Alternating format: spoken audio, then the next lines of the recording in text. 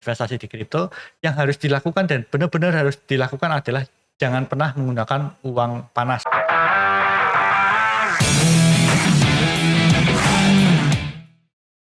Salam Sobat Konsumen. Kembali lagi di acara Ngobrol Santai bareng BPKN.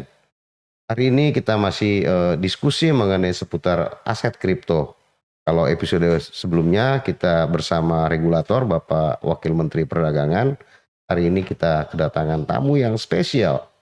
Praktisi dan penggiat aset kripto di Indonesia.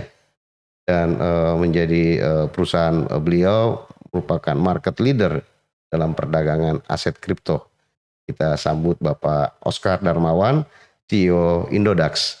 Selamat datang Pak Oskar. Terima kasih Bang Rizal, Apa kita kabar? diundang di acara ini. Kabarnya selalu baik. Ya. Selalu baik. Pak Oskar ini CEO PT Indodax ya. Ini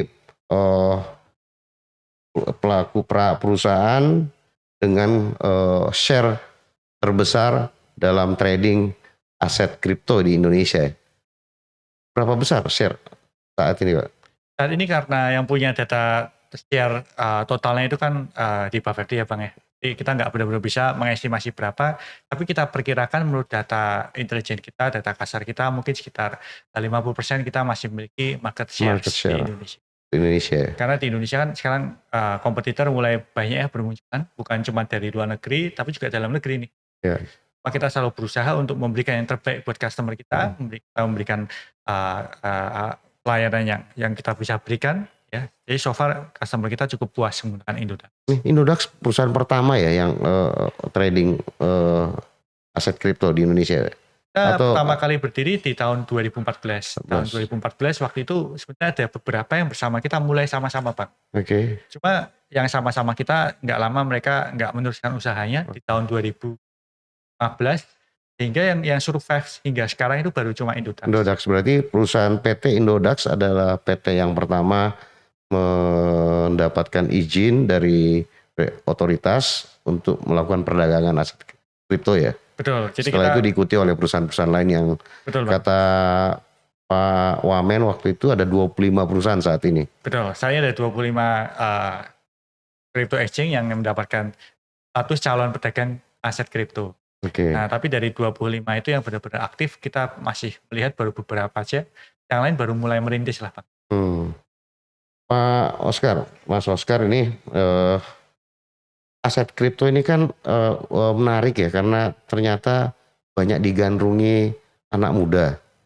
Kalau lihat data yang ada di pasar, sebagian besar di trading dilakukan oleh anak-anak muda ya, generasi milenial.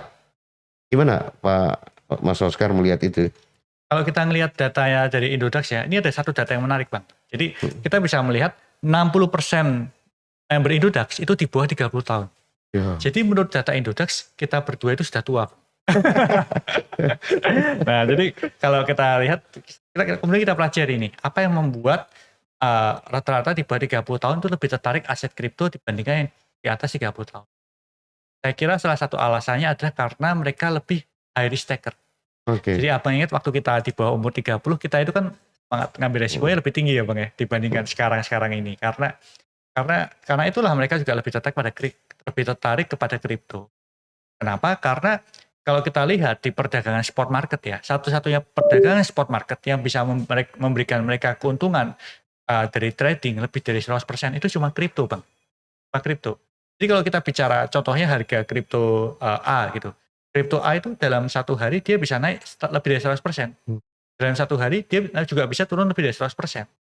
Nah oleh karena itu anak-anak muda ini kan sukanya apa-apa yang serba cepat, apa-apa yang kalau bisa trading 1000 bisa jual 2000 jam berikutnya. Nah makanya mereka banyak tertarik dengan. Nah high risk taker ya.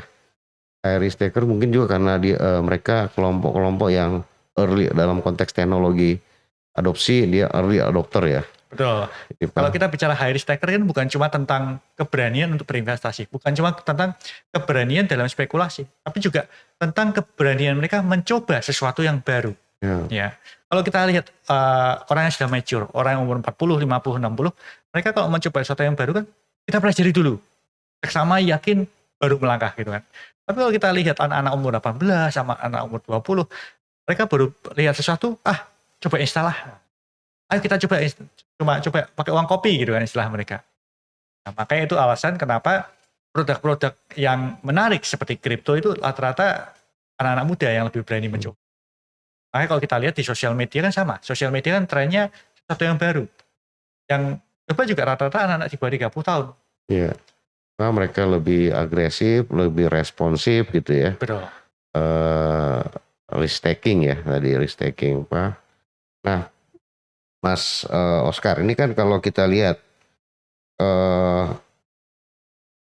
plus minus ya. Apa sih plus minus aset kripto itu? Misalnya gini, ada banyak yang bagi kelompok yang mungkin generasi yang sudah generasi X mungkin apa bahkan mungkin yang baby boomers ya, ini aset nggak ada underlying-nya. Gimana Mas Oscar memberi pemahaman kepada konsumen mengenai hal tersebut? Kalau kita bicara mengenai aset kripto ya, salah satu pola perdagangan aset kripto yang menjadi alasan kenapa orang tertarik itu karena pola perdagangannya di seluruh negara, seluruh dunia harganya kurang lebih sama, Pak. Jadi kalau kita bicara harga Bitcoin contohnya ya, harga aset kripto Bitcoin di Indonesia dan di Jepang, itu harganya akan selalu kurang lebih sama. Ya. Emang kadang-kadang terjadi perbedaan, tapi perbedaan itu dalam kurun waktu beberapa menit akan menjadi sama kembali. Kenapa? Karena kalau kita lihat pola teknologi blockchain-nya ya, pola teknologi blockchain itu memungkinkan orang untuk memindahkan aset kripto di seluruh dunia manapun dengan sangat cepat. Jadi pada saat ada selisih harga antara Indonesia dengan Jepang, misalnya Indonesia lebih mahal, Jepang lebih murah, orang di luar negeri akan membeli dari Indonesia, akan menjual di Indonesia. Mereka akan membeli di Jepang. Jadi mereka bisa melakukan arbitrasi. Oke. Nah, inilah salah satu alasan kenapa orang tertarik untuk berdagang kripto. Kenapa? Karena kalau semua negara itu relatif sama dan pergerakannya saling mengunci satu dengan yang lain, apabila ada orang mau curang, ada orang yang mau mencurangi, entah itu dari broker, entah itu dari pemilik kriptonya, entah itu dari apapun, itu akan lebih susah. Berarti ada perbedaan antar wilayah, antar negara yang bisa menjadi basis perdagangan kripto itu? Bukan Bang Nisa. Jadi malah kebalikannya. Jadi kalau kita bicara kripto, itu di negara 1, negara 2, negara 3, itu kurang lebih harganya nggak terlalu berbeda. Karena secara teknologinya mereka saling terhubung satu dengan yang lain.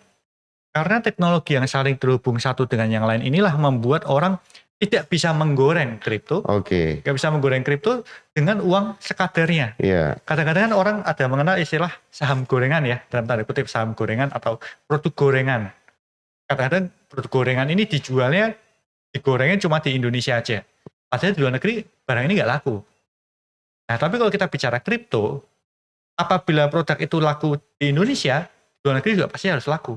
Kenapa? Karena apabila barang itu cuma digoreng di Indonesia, yang barangnya dari luar negeri akan masuk ke Indonesia dan sebaliknya.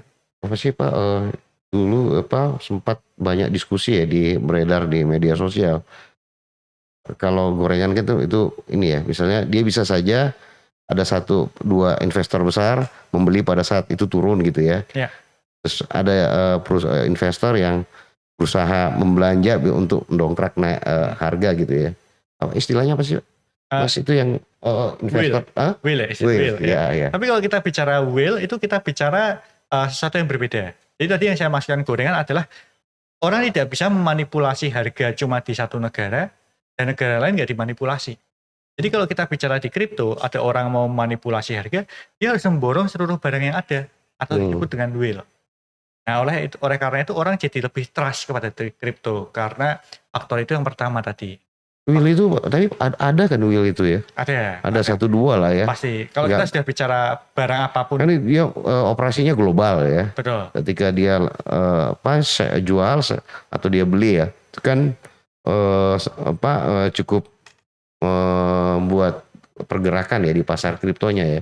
Jadi kalau kita bicara whale itu kita bicara orang yang punya dana sangat besar. Jadi kalau kita bicara produk apapun di komoditas apapun di luar sana, entah itu contohnya contohnya seperti beras, emas, timah atau apapun atau silver, bahkan silver, kalau ada sekelompok orang yang membeli dalam jumlah besar terkumpul pada satu sisi, memang pasti harganya akan naik. Itu nggak bisa dibantah sih. Kalau itu sudah bukan manipulasi lagi, tapi faktor demand dan supply. Supply. Nah. Ini Wheels ini ada yang individual, ada yang korporasi ya. Ya. Bahkan banyak perusahaan-perusahaan konvensional sudah beralih ke aset kripto ini ya. Dan mulai banyak digunakan. Karena kalau kita lihat nature daripada perdagangan kripto sekarang itu kan berubah ya. Kalau dulu rata-rata orang cuma dagangnya spot. Tapi sekarang nature kripto di luar negeri, di bursa-bursa di Amerika, itu mulai mereka memperdagangkan cara derivatifnya. Dan itu legal di Amerika. Kalau di Indonesia saya kira aturannya akan menyusul masalah itu. Belum diatur ya? Belum diatur. Tapi kalau kita bicara di derivatif, itu biasanya institusi akan lebih tertarik. Nah, kalau di Amerika yang berdagang kripto kebanyakan malah institusi. Institusi besar mereka memberinya dari bursa berjangka kripto di sana. Nah, Mas Oscar, ini kan tadi 60% pasar kripto aset di Indonesia adalah usia di bawah 30 tahun ya.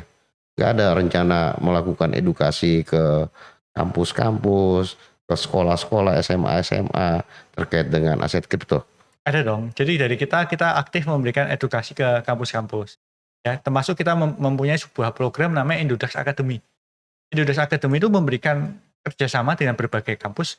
Kita menjadi pembicara di sana, kita memberikan edukasi, kita lakukan melalui berbagai cara. Kita ada edukasi lewat YouTube, lewat Spotify, kita lewat website kita berikan edukasi secara bebas. Bahkan kita juga menulis beberapa buku yang menjadi bestseller mengenai kripto. Wow. Jadi Pak, edukasi terus dilakukan ya oleh Indodax ya. Nah, Mas Oscar, ini kalau misalnya teman-teman Pak, sobat konsumen pengen ikutan ya sebagai investor pemula, apa tips-tipsnya? Yang pertama kalau kita bicara mengenai perdagangan di kripto atau investasi di kripto, yang harus dilakukan dan benar-benar harus dilakukan adalah jangan pernah menggunakan uang panas atau uang dapur. Kenapa? Karena perdagangan kripto itu naik dan turunnya itu benar-benar sangat cepat.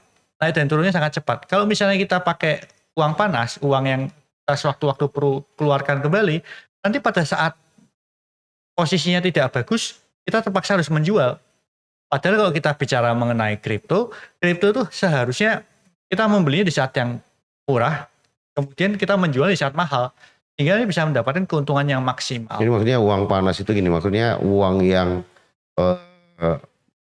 sudah ada peruntukannya lah kira-kira ya. Betul, uang misalnya uang sekolah, uang ini jangan digunakan. Atau uang yang didapat dari pinjam.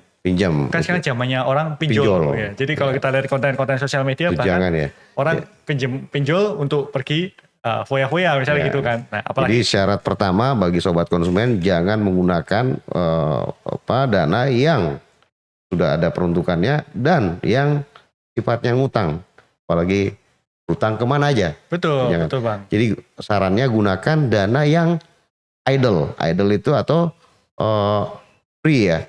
Untuk digunakan apa saja. Betul. Jadi waktu momentumnya dapat bisa dijual dan dibeli dengan saat yang tepat. Ya. Apalagi kalau tips yang kedua, kalau memang ragu-ragu kapan saat bagus untuk masuk dan kapan saat bagus untuk keluar, momen yang cara kita berdagang adalah kita menggunakan dollar cost averaging. Dollar cost averaging. Jadi kita harus membeli, misalnya kita mau beli Bitcoin ya, kita jangan beli, contohnya 10 juta. Jangan 10 juta kita belikan sekaligus. Oke. Tapi kita beli aja setiap bulan 1 juta rupiah. Di tanggal tertentu dan di hari tertentu. Jadi kita beli secara bertahap, nanti secara otomatis di harga 10 juta itu kita akan dapat harga terbaik, yaitu average-nya. Oke. Jadi lakukan pembelian tidak sekaligus tetapi rutin, bertahap. Ya. Jadi kalau investasi konvensional, naruh duit tidak di satu keranjang ya, tapi di beberapa keranjang kira-kira ya. Kalau ini timing, pakai waktunya bertahap dari sisi waktu. Sehingga bisa mendapatkan investasi yang lebih maksimal ya Mas Oscar. Yang kedua, ada yang ketiga. Kalau ketiga yang tadi Bang Rizal sebutkan, jadi kalau di kripto itu juga ada istilahnya diversifikasi Bang. Nah diversifikasi kita membeli kriptonya jangan semua dibelikan satu koin. kita belikan beberapa koin yang kita rasa punya prospek di masa depan. Ke aset koin yang lain ya? Aset koinnya. Kan saat ini di Indodax sendiri kita memperdagangkan 200 jenis aset kripto. Mungkin kita nggak beli satu koin semua, tapi kita sebar. Sehingga pada saat salah satu koin naik 50% atau salah satu koin naik 100%, itu kita bisa dapat keuntungannya. Misalnya ambil Ethereum gitu ya, misalnya. Polygon gitu ya. Ya contohnya. Cuma kalau dari saya kan nggak boleh ngasih rekomen. Iya. Jadi buat sobat konsumen yang ingin berinvestasi aset kripto, tips yang ketiga adalah diversifikasi. Koin tidak hanya di satu koin atau di satu aset kripto, tapi di beberapa aset kripto, dengan tentu mempelajari produk knowledge dari aset tersebut. Gitu ya Mas Oscar? Betul. Ada tips berikutnya? Boleh. Tips yang paling penting adalah lakukan, Bang. Ya, karena banyak orang kadang-kadang baca, riset, tapi lupa melakukan. Jadi do it ya. Harus do it. Do it itu paling penting. Do it with do it. Jadi tips yang terakhir, lakukan. Dan sebenarnya trading aset kripto ini bagian intellectual journey bagi para investor pemula yang mungkin sudah masuk yang sudah menghadapi teknologi yang luar biasa saat ini. Itu Mas Oscar ya. Ya, setuju Bang Rizal. Oke, Mas Oscar, ini tahun lalu lah tepatnya ya, kita sempat diberitakan mengenai volume perdagangan aset kripto ini yang luar biasa, melebihi transaksi di pasar modal ya pada saat itu. Bisa diceritakan sedikit? Ya. Jadi kalau kita ditanya apa yang kejadian, jadi di kripto itu mengenal istilah ATH setiap 4 tahun sekali. Jadi setiap 4 tahun sekali, entah kenapa Bitcoin itu selalu mencapai titik tertingginya. Kemudian all time high itu berulang setiap 4 tahun. Selain karena faktor teknologinya, Bitcoin memang halvingnya terjadi 4 tahun sekali. Yang kedua ada proses penyesuaian supply dan demand itu yang membuat jadi lonjakan harga. Nah kalau kita bicara itu kan pertama kali terjadi tahun 2013. Dan yang kedua itu 2007. Dan terakhir 2021. Tahun lalu ya? Tahun lalu. Jadi kalau 2013 itu Bitcoin pertama kali nyentuh harga 15 juta per satu Bitcoin. Nah tapi di tahun 2014 diikuti dengan penurunan hampir 80%. Hingga harganya menjadi 3 juta rupiah per satu Bitcoin. Di tahun 2017 Bitcoin itu menyentuh harga 250 juta. Kemudian turun hampir 80%, ya harganya mencapai 30 juta rupiah per satu Bitcoin. Nah sekarang Bitcoin di tahun 2021 di harga 850 juta rupiah. Ada kemungkinan bisa berulang kembali nih Bang. Karena harga Bitcoin kurang lebih 300 juta. Masih belum turun 80%. Masih ada potensi ke sana gitu? Bisa aja ada potensi. Cuma kan kita nggak tahu sekarang kekuatan demand apakah akan membawa penurunan yang sama sampai 80% atau ini sudah harga terendahnya. Oke. Karena saat ini ada barrier psikologi di mana satu Bitcoin setara dengan 20.000. Yes. Tapi kalau titik barrier ini tertembus, bukannya tidak mungkin kalau kemarin 20.000 udah nyampe 20.000 bahkan 18.000 kemarin. Sebentar, setengah jam. Ya. Tapi kan naik kembali. Sekarang udah 21.500. Karena titik psikologis barrier di 20.000 cukup. Orang menganggap kalau sudah di bawah 20.000 wajib beli karena murah gitu. Nah, ini posisi di bawah ya sekarang ya. Posisi di bawah. Titik supportnya gitu. Oke. Nah, jadi kalau kita bicara kripto ini makanya kalau memang terjadi sampai turun 80% itu bisa sampai turun di harga 14.000 per satu Bitcoin. Nah tapi kita nggak tahu apakah sejarahnya berulang kembali atau enggak. Ya. Nah, kalau gitu berarti 2021 ya. Halving yang betul. 2021 yang transaksinya ramai sekali itu. Iya. Per hari itu transaksi kita mencapai 3,5 triliun rupiah per hari Bang. Yang tertinggi 69.000 ya. Betul, sampai waktu harga 850 juta rupiah. Nah, setelah itu berarti 4 tahun lah 2025 berarti. 25 ya betul. 25 ya. 2025. Berarti periode ini mengumpulkan berarti. Seharusnya ya. Cuma kan kadang-kadang kalau harga turun gini orang takut malah. Ya, jadi cuma kalau secara logikanya harusnya ini saatnya. Kalau kita lihat historis ya, data historis ya setelah misalnya 2013, 2017 ya. Betul. 2018 orang kolek ya berarti ya, mengumpulkan ya 18, 19, 21 legit, sekarang turun gitu ya. Ya. Kalau Iya. kita bicara secara technical analysis, ini harusnya momen Beli apa? Karena tadi ya ada apa tahun di 4 tahunan. 20.000 ya. Ya. Nah, nah kalau bagi investor pemula nih, Mas Oscar, di saat seperti ini gimana? Nah, seperti ini saya kira Kan kalau mereka investor nggak tahu, mereka nggak ya, ngerti, mereka nggak paham historis. Mungkin bagi investor yang sudah ikut sejak 2013 itu lebih mudah melalui sirkulasi ini. Tapi kalau yang pemula gimana? kalau kita bicara investor pemula sebenarnya malah lebih mudah lagi. Kenapa? Karena mereka seharusnya kalau mereka baru mengenalnya sekarang, mereka jangan terlalu dibayang-bayangi oleh apa yang terjadi di tahun 2021. Oke. Cuma sayangnya kan kadang-kadang orang terlalu banyak membaca malah jadi terlalu takut gitu kan ya. Ya, makanya mungkin itu yang salah satu, kalau memang Anda suka baca, suka research, kayaknya jangan dibacanya cuma setahun lalu, tapi dibacanya sekaligus sampai 10 tahun ke belakang. Atau Anda lebih baik nggak baca sama sekali. Gitu ya. Karena kalau kadang kita mendalami suatu ilmu setengah-setengah, kita justru posisinya akan serba takut. Takut untuk melangkah kan. Kesannya, jangan-jangan harganya akan kembali ke titik 1 juta rupiah per satu Bitcoin. Kan kadang-kadang orang berpikirnya seperti itu. Orang-orang yang pertama kali mulai trading Bitcoin. Kalau kita ketahui, supply daripada Bitcoin itu kan cuma 21 juta koin Ya. di seluruh dunia. Jadi itu nggak mungkin, logika menyatakan bahwa Bitcoin itu bisa turun sampai 1 juta rupiah kembali, itu hampir nggak mungkin. Karena itu Bitcoin yang turun sedikit aja, ada banyak kekuatan demand untuk membeli koin yang ada.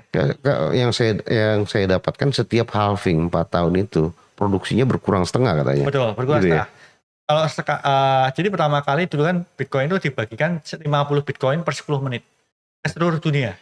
Jadi bukan 50 Bitcoin dibagikan satu orang, tapi dibagikan ke seluruh dunia untuk orang-orang yang menjalankan server daripada Bitcoin.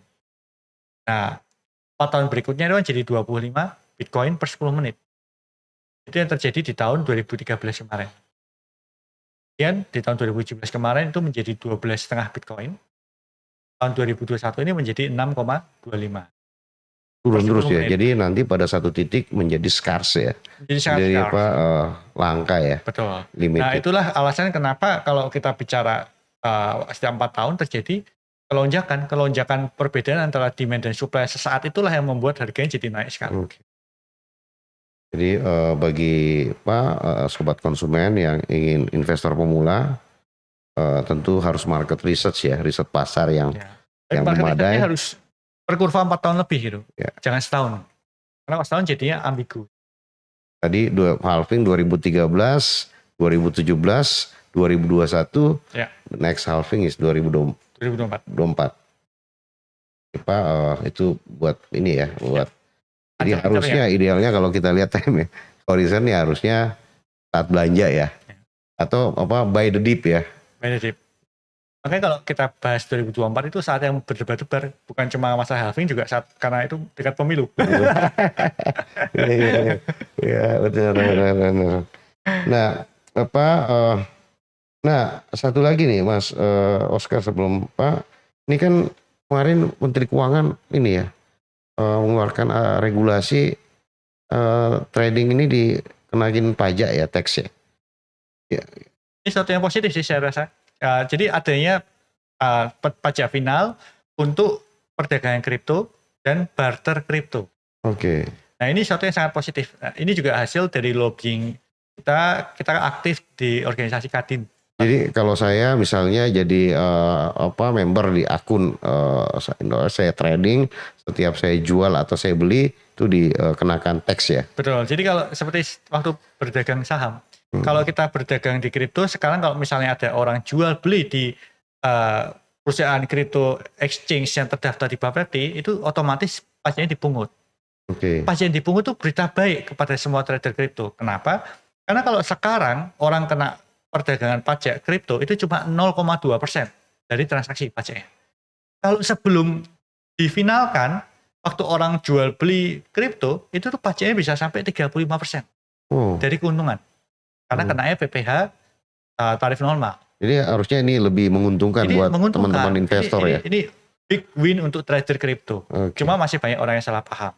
Yeah. Karena kan kesannya seperti perusahaan kripto exchange-nya meninggikan biaya perdagangan kan.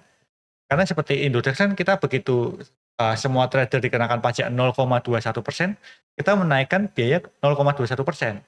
Padahal itu ada biaya untuk pajak. Dan tujuannya apa? Pajak ini pada dasarnya tujuannya adalah untuk kita membangun negara, ikut membangun negara, semua trader aset kripto. Dan di satu sisi negara juga memberikan keleluasaan untuk membayar pajak lebih murah. Ini fasilitas yang luar biasa pajak final yang harus kita apresiasi. Oke, jadi Pak, itu bukan satu masalah, bahkan itu sangat membantu bagi para investor dan tentunya sobat konsumen yang ingin masuk sebagai investor pemula. Jadi pajak tentu membantu negara, kemudian meringankan sebenarnya dibanding harus kena yang 35% tadi ya, hampir 35%. Nah, Mas Oscar, ini kan selain tadi kalau di Bitcoin ini kan koin-koin global ya, Indonesia sendiri ada berapa banyak koin yang saya dengar Pak Wamen kemarin memberikan izin koin-koin lokal ya. Ada berapa banyak koin di Indonesia? Saya kira kalau kita bicara membuat koin itu sesuatu yang mudah. Jadi di Indonesia sendiri ada banyak orang-orang yang membuat koin, membuat token. Tapi kan bukan cuma tentang membuat, tapi bagaimana memastikan project blockchain-nya jalan. Bagaimana memastikan nilai koinnya nggak terlalu turun. Dengan cara project-nya benar-benar bisa menyerap koin-koin itu lagi. Ya, jadi kalau ditanya jumlahnya saya kira sudah sangat banyak. Tapi kalau ditanya project yang berkualitas, saat ini beberapa project di Indonesia sudah mulai kelihatan berkualitas. Tapi kita masih melihat prosesnya masih menuju ke sana. Belum benar-benar ada project dalam negeri yang bisa setara dengan project-project luar negeri misalnya. Nah, tapi saya kira misalnya koin Indonesia jadi koin global ya. Betul. Dibicarakan seperti Bitcoin, Ethereum gitu ya. Nanti kalau sudah sampai ke sana nanti kita akan totally support. Kalau sekarang di Indodex kita menyupport token lokal, cuma kita melihat belum ada token lokal yang benar-benar take off ke arah global. Oke. Nah, misalnya Mas Oscar nih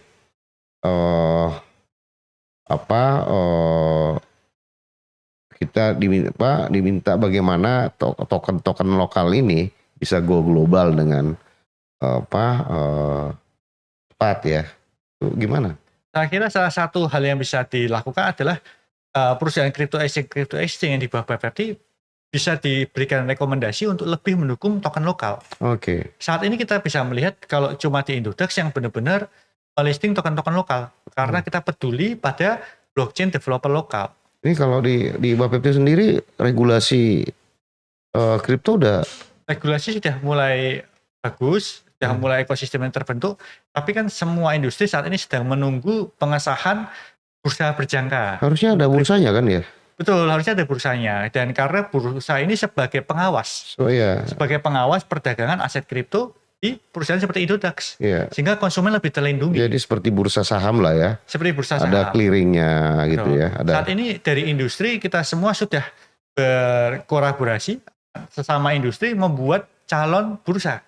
Oke. Nah ini nanti ya harapannya oleh pemerintah akhirnya diresmikan. Ini harus cepat berarti ya, karena kenapa? Untuk melindungi konsumen. Betul. Kalau tidak ini perdagangan tanpa bursa nantinya. Ya.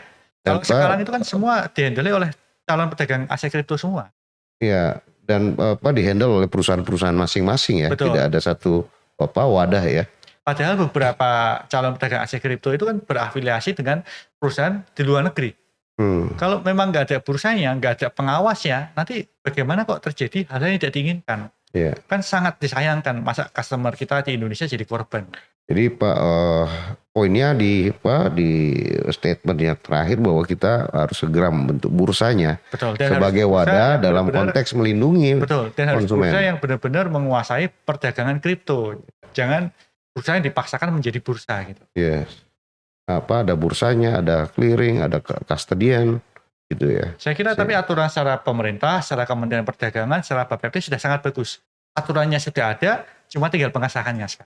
Jadi Pak, kita tunggu dan Pak ini harus segera saya pikir Mas Oscar, karena dalam konteks melindungi masyarakat dan investor, konsumen yang sering atau yang aktif melakukan perdagangan aset kripto. Apalagi totalnya sekarang konsumennya sudah lebih dari 10 juta orang Pak. Ya, 10 juta orang ini udah mendekati jumlah investor di pasar modal nih. Siap. Jadi Pak, dalam waktu yang tidak lama jumlah investornya udah hampir mendekati investor pasar modal yang lebih dulu berdiri ya. Siap. Ini luar biasa dan ya kita memang sebentar sedang menghadapi new era ya. New era, new Makanya saya senang banget diundang sama Bang Rizal di acara BPKN ini karena semangat kita sama. Kita sebagai industri kan kita nggak semata-mata tentang mencari uang, tapi kita juga bagaimana melindungi, mengayomi member daripada Indodax, member-member yang trading aset kripto ini bisa lebih terlindungi lagi. Makanya saya sangat mendukung akan adanya regulasi kripto di Indonesia ini. Tanpa teknologi nggak bisa dihalang, nggak bisa di. Siap. Setiap zaman punya icon, punya jawabannya, punya tagline-nya dan perkembangan teknologi sesuatu yang niscaya tidak bisa kita bendung, apalagi berusaha balik ke old fashion karena semangatnya memang terus kemajuan peradaban dan dengan teknologi inilah kita terus memperbaiki kebudayaan dan peradaban kita gitu Mas ya. Nah mudah-mudahan kita bisa segera mendapatkan bursa yang menaungi dan melindungi seluruh tidak hanya konsumen atau investor tapi juga melindungi seluruh stakeholder yang terlibat dalam perdagangan aset kripto ya Mas Oscar. Setuju Pak. Setuju. Jadi karena spirit regulasi dan spirit industri harus sama ya. Bahwa kita sama-sama ingin ekosistem ini lebih baik, ingin ekosistem ini dianyomi, dilindungi dan dikembangkan. Kita sama-sama kita bergandengan tangan, kita push regulasi, kita push supaya ekosistem kripto di Indonesia bisa lengkap. Oke, Mas Oscar, ini kan kalau kripto ini kan udah 10 tahun yang lalu ya, sudah cukup lama ya. Sementara dalam 2-3 tahun ini kita perkembangan teknologi ini cepat sekali. Karena kita dihadapkan pada non-fungible token, kemudian ada decentralized finance, ada metaverse. Bahkan di Indonesia ini udah rame-rame perusahaan punya metaverse, jualan di sana dan sebagainya. Gimana Mas Oscar melihat ini? Saya melihat ini sebagai satu kesatuan sih Bang. Jadi ini bukan sesuatu yang terpisah-pisah. Karena kalau kita lihat teknologi kripto ya yang muncul dengan blockchain-nya di tahun 2009 itu adalah fondasi untuk membuat semuanya itu. Ya, jadi kalau kita bicara mengenai metaverse, kita bicara mengenai NFT, kita bicara mengenai DeFi, itu sebenarnya masih berhubungan dengan kripto. Kenapa? Karena mother-nya adalah public blockchain. Public blockchain inilah yang kemudian bisa dikembangkan jadi berbagai macam. Public blockchain dipakai untuk metaverse, yaitu desentralisasi metaverse. Public blockchain dipakai untuk mengembangkan decentralized finance. Public blockchain dipakai untuk mengembangkan token NFT. Nah, tapi kalau kita bicara mengenai public blockchain, kita harus bicara tentang aset kripto. Kenapa? Karena server-server yang menjalankan public blockchain itu berjalan dengan dibayar insentif menggunakan aset kripto. Okay. Jadi akhirnya larinya ke aset kripto lagi. Jadi biaya transaksi itulah yang dipakai untuk pengembangan produk-produk lainnya ya. Jadi bukan berarti metaverse dan aset kripto dua hal yang terpisah, karena itu satu kesatuan. Jadi produk yang diciptakan oleh teknologi blockchain ya. Sementara blockchain ini hidup dari aktivitas transaksi kripto. Betul, gitu ya. Betul Bang. Jadi kemarin kalau saya sangat setuju dengan pandangan Bapak Presiden Jokowi kita. Bapak Presiden mengatakan bahwa saat ini kita di zaman revolusi industri 4.0. Zaman revolusi industri 4.0 ini ada 3 teknologi yang menggerakkan revolusi industri 4.0. Teknologi apa aja? Yang pertama adalah blockchain atau aset kripto. Yang kedua adalah big data. Ya. Yang ketiga adalah IoT. Tiga teknologi inilah yang kemudian menjadi penggerak banyak perkembangan teknologi yang ada sekarang. Apa istilah anak-anak teknologinya itu kan banyak. Seperti kalau kita bicara blockchain, anaknya ya mungkin seperti NFT, DeFi, Metaverse, dan lain sebagainya. Kalau DeFi apa sih? DeFi itu kita bicara, dijelaskan DeFi itu. Baik, jadi kita bicara kalau zaman sekarang, kalau kita contohnya bank. Bank itu kan sebenarnya lembaga layanan keuangan yang tersentralisasi kan. Kalau kita bicara mengenai pegadaian, itu kan lembaga layanan keuangan untuk pinjam, ada jaminan pinjam-meminjam, tapi dia tersentralisasi. Nah, kalau kita bicara mengenai DeFi, itu seperti membuat sebuah software, yang software itu berjalan di atas blockchain, tapi digunakan untuk membentuk layanan keuangan. Makanya istilahnya decentralized finance. Contoh decentralized finance itu apa? Contohnya adalah DeFi untuk pinjam meminjam dengan menggunakan kripto. Contohnya adalah membuat bank kripto. Contohnya adalah dengan membuat layanan peer-to-peer menggunakan kripto. Tapi semua ini berbasiskan blockchain. Bedanya apa? Kalau berbasiskan blockchain, itu tidak ada adminnya, Bang. Jadi secara otomatis pinjam meminjamnya berjalan secara otomatis di blockchain yang menentukan apakah orang ini layak atau tidak layak. Yang kedua, mengenai fee-nya juga otomatis. Fee-nya bukan lagi ditentukan oleh si admin atau yang punya perusahaan, tapi fee-nya ditentukan oleh pengguna, oleh user-usernya sendiri. Itu oleh orang-orang yang mempunyai governance token-nya. Jadi ini benar-benar sistemnya decentralized. Ya ada perusahaan yang bisa benar-benar mengontrol perusahaannya ini, dia maunya ini ke sini loh, dia maunya fee-nya gini, itu nggak bisa. Di Indonesia udah ada nggak produk-produk DeFi yang sudah mulai banyak. Jadi DeFi ini sudah mulai bermunculan di internet. Beberapa DeFi bahkan sudah memiliki aset under manajemennya 500 juta US dollar atau bahkan lebih gitu, Bang. Sudah cukup besar. Nah, DeFi inilah yang kemudian mungkin bersentuhan dengan lembaga keuangan. Nah, kalau NFT ini kan kemarin rame ya. NFT bahkan banyak public figure, baik itu menjual maupun membeli itu banyak ya kemarin beritanya. Apa sih NFT ini? Kalau kita bicara NFT ini pada dasarnya, kalau kita penyederhanaan NFT sebenarnya adalah cuma semacam kita mendigitalisasi suatu barang atau suatu pernyataan atau suatu file, itu kita masukkan ke dalam blockchain, kemudian kita buat token yang mewakili barang tersebut. Jadi kalau misalnya kita buat lagu, misalnya kita NFT kan, itu lagunya kita masukkan ke dalam blockchain, kemudian ada token yang merepresentasikan kepemilikan lagu itu. Contohnya seperti itu. Nah, yang jadi masalah adalah ada banyak orang yang salah paham. Jadi ada orang yang malah bikin foto KTP-nya sendiri dimasukkan ke blockchain jadi token NFT, ya kan? Ada orang foto selfie dimasukkan blockchain dijadikan NFT. Itu seperti Pak Ghazali ya? Ghazali, ya. Apakah itu salah? Ya nggak salah-salah juga. Ya, yang salah adalah orang yang berspekulasi untuk membeli foto selfie yang sebenarnya tidak ada nilainya. Itu yang salah. Jadi tetap harus underlying ada nilai ya. Betul. Itu nilainya ya. Apakah sifatnya artistik atau historical, pokoknya valuable lah. Ya. Kenapa itu salah? Sebenarnya juga nggak salah sih. Kita mau beli kertas ini senilai $1 juta atau setara $100 itu tergantung Anda sebagai pembeli. Tapi yang salah adalah kalau Anda mengharapkan kertas yang Anda beli di harga $100 ini bisa Anda jual di harga $500, padahal mungkin orang lain berpikir kertas ini nggak ada nilainya. Itu yang salah. Oleh karena itu sangat penting kalau kita membeli NFT, kita tahu basis penilaiannya. Kita sangat penting untuk tahu kenapa NFT itu punya nilai. Karena kalau misalnya nggak tahu kenapa NFT itu punya nilai dan kita asal-asalan beli, akhirnya Anda seperti membuang uang Anda ke laut aja gitu. Ini tapi kalau kita lihat ya tempat di platform OpenSea ya, yang populer kan yang menurut saya nyaris tak berbentuk gitu ya, Pak. Betul. Dan itu populer, trending dan sebagainya. Itu menurut saya istilahnya hype. Ya? Jadi mungkin populer saat itu karena orang ada yang ikut-ikutan berspekulasi. Tapi kalau yang pembeli terakhirnya itu yang bakal boncos, Pak. Sama seperti lukisan. Apakah kita beli lukisan salah? Enggak juga. Kalau lukisan itu bagus dan Anda yakin benar-benar bagus dan mungkin 1000 orang ada bilang lukisan itu bagus.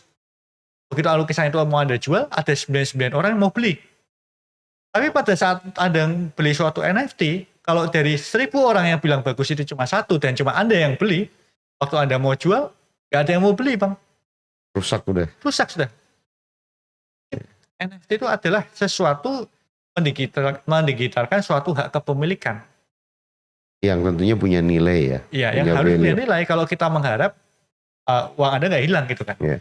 Karena itu sebenarnya Anda membeli suatu bentuk digital. Nilainya apakah nilai seni, nilai sejarah, nilai pokoknya punya nilai lah. Ya. Sehingga itu perlu didigitalkan dan bisa dibuat jadi token ya, konversi ke token.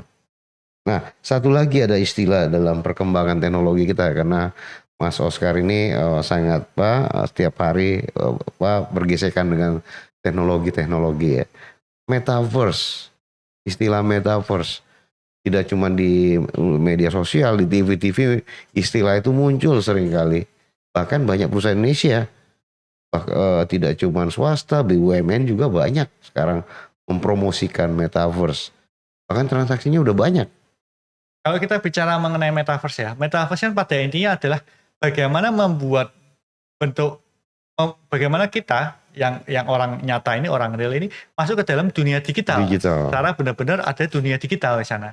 Metaverse kan istilahnya adalah dunia digital, dunia virtual.